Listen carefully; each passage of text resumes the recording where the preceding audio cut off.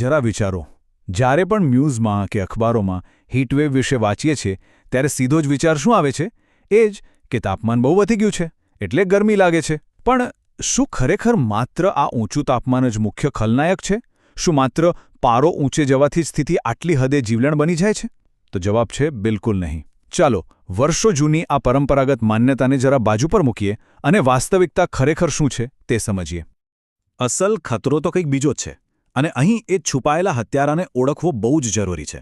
હકીકતમાં માત્ર ઊંચું તાપમાન નહીં, પણ જ્યારે આ ઊંચા તાપમાન સાથે હવામાં રહેલો પુષ્કળ ભેજ ભળે છે ને, ત્યારે આ બંનેનું કોમ્બિનેશન હવામાનની આ ઘટનાઓને ખરેખર ઘાતક સાબિત કરે છે.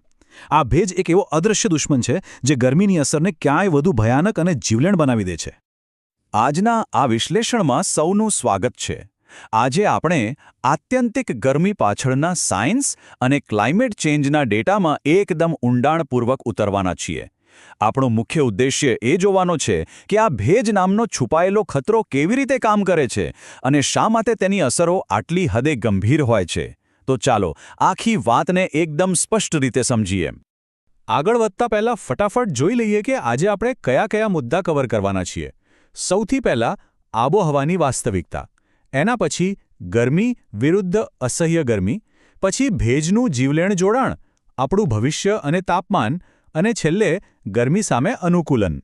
તો ચાલો શરૂઆત કરીએ આપણા પહેલા વિભાગથી, આબોહવાની વાસ્તવિકતા અને ગ્લોબલ વોર્મિંગનો સતત વધતો પ્રવાહ.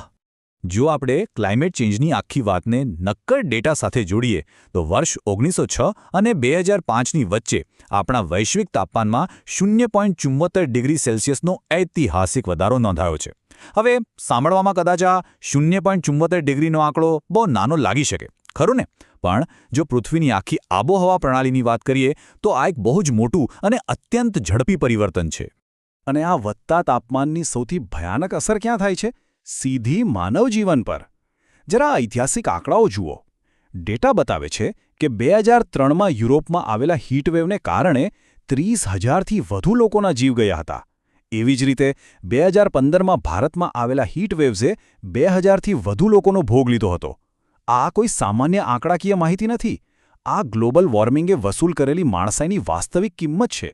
અહીંથી આપણે પહોંચીએ છીએ વિભાગ 2 પર, ગરમી વિરુદ્ધ અસહ્ય ગરમી. ચાલો આ બે વચ્ચેનો એક બહુ જ મહત્વપૂર્ણ વૈજ્ઞાનિક તફાવત સમજીએ. હવે આ સમજવા માટે વૈજ્ઞાનિકોએ એક્સેસ હીટ ફેક્ટર એટલે કે EHF નામનો એક બહુ જ અગત્યનો ઇન્ડેક્સ બનાવ્યો છે. આપણી જૂની પદ્ધતિઓથી અલગ આ માપદંડ ખતરાને એકદમ સચોટ રીતે પકડી પાડે છે. શા માટે? કારણ કે તે માત્ર દિવસનું તાપમાન જ નથી જોતો, તે રાતનું તાપમાન અને સૌથી અગત્યનું હવામાં રહેલા ભેજને પણ ગણતરીમાં લે છે. આનાથી માનવ સ્વાસ્થ્ય પર આવનારા ખતરાનું એકદમ વાસ્તવિક ચિત્ર સામે આવે છે. આને બે રીતે જોઈએ. એક બાજુ છે આત્યંતિક શુષ્ક હીટવેવ, જેમાં માત્ર તાપમાન ઊંચું હોય છે પણ ભેજ નહિવત હોય છે. અને બીજી બાજુ છે અસહ્ય હીટવેવ, જેમાં ઊંચું તાપમાન અને ઉચ્ચ ભેજ બંને હાજર હોય છે. આ બંને વચ્ચેનો તફાવત સમજવો એ જ તો પાયો છે જેના પરથી ખબર પડે છે કે આપણું શરીર આવી સ્થિતિમાં કામ કરવાનું કેમ બંધ કરી દે છે. આપણું શરીર કેવી રીતે કામ કરે છે એ સમજીએ.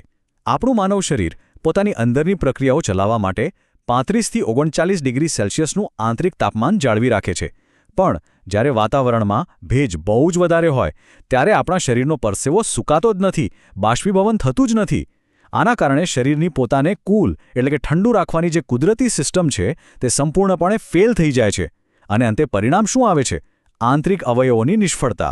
હવે આગળ વધીએ આપણા વિભાગ 3 તરફ, ભેજનું જીવલેણ જોડાણ. ચાલો ભૌગોલિક રીતે આ અસરનું નિરીક્ષણ કરીએ. અહીં સ્પષ્ટ જોઈ શકાય છે કે જે લાલ રંગ દેખાઈ રહ્યો છે તે બતાવે છે કે ગીચ વસ્તીવાળા વિસ્તારો, ખાસ કરીને મધ્ય, ઉત્તર પશ્ચિમ અને પૂર્વીય ભારતમાં અસહ્ય હીટવેવની ઘટનાઓ બહુ જ ભયજનક રીતે વધી રહી છે. આ વિસ્તારોમાં હીટવેવના દિવસોમાં જે રીતે વધારો થઈ રહ્યો છે તે ખરેખર એક બહુ મોટી ચેતવણીનો સંકેત છે. હવે અહીં એક બહુ જ રસપ્રદ ખ્યાલ છે, અનુકૂલન એટલે કે એડેપ્ટેશન.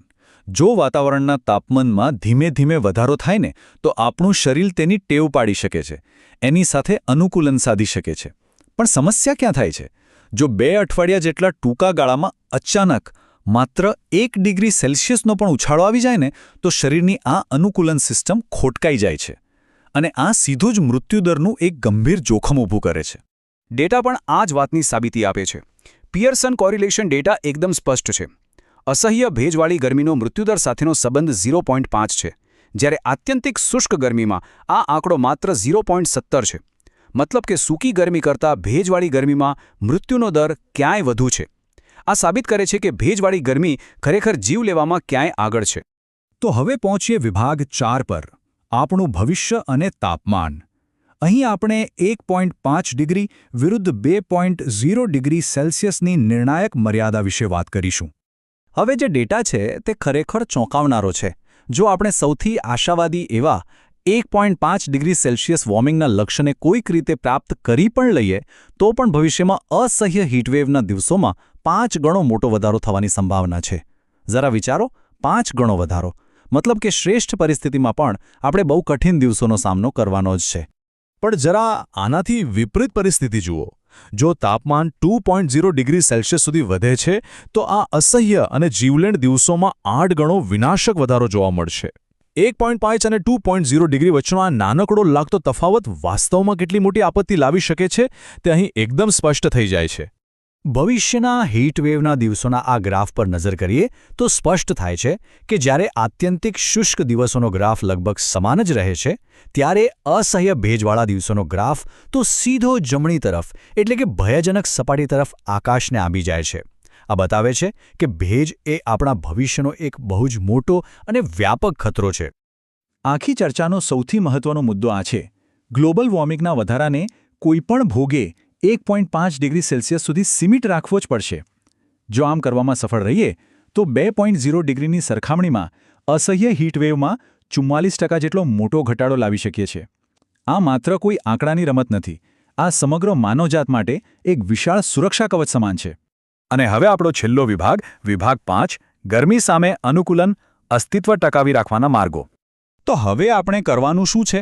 સૌપ્રથમ વૈશ્વિક સ્તરે ઉત્સર્જન ઘટાડવાની વ્યૂહરચનાઓ પર જબરદસ્ત કામ કરવું પડશે. ગ્રીનહાઉસ ગેસ ઘટાડવો, નવી લો કાર્બન તકનીકો અપનાવવી અને પેરિસ કરારના લક્ષ્યોને ચુસ્તપણે વળગી રહેવું. આ બધું જ હવે વિકલ્પ નહીં પણ અત્યંત આવશ્યક છે. આ એવા પ્રયાસો છે જેની હવે તાત્કાલિક જરૂર છે. અને આ વૈશ્વિક પ્રયાસોની સાથે સાથે આપણે સ્થાનિક સ્તરે પણ અનુકૂલન માટે તાત્કાલિક પગલાં લેવા પડશે. રેન હાર્વેસ્ટિંગ અને વોટર રિસાયકલિંગ જેવી સિસ્ટમનો અમલ કરવો પડશે. ખેતીમાં દુષ્કાળ સામે ટકી શકે તેવા પાકોનો ઉપયોગ શરૂ કરવો પડશે. અને એવું ટકાઉ શહેરી આયોજન કરવું પડશે જે ગરમીની અસરોને ઓછી કરી શકે. આબોહવા તો નિર્વિવાદપણે બદલાઈ જ રહી છે, માટે આપણી પદ્ધતિઓ પણ બદલાવી જ જોઈએ. તો આજના વિશ્લેષણના અંતે એક બહુ જ ઊંડો અને વિચારવા જેવો પ્રશ્ન ઊભો થાય છે. આબોહવા જે તેજ ગતિએ બદલાઈ રહી છે, શું આપણો સમાજ તે ગતિ કરતાં વધુ ઝડપથી પોતાનો વિકાસ કરવા અને આ નવી ભયજનક પરિસ્થિતિઓ સાથે અનુકૂલન સાધવા માટે તૈયાર છે ખરો? આ પ્રશ્ન કોઈ એક સંસ્થા માટે નથી, આ આપણા સૌ માટે છે. આ જ વિચાર સાથે આજના આ વિશ્લેષણને આપણે અહીં વિરામ આપીએ છીએ.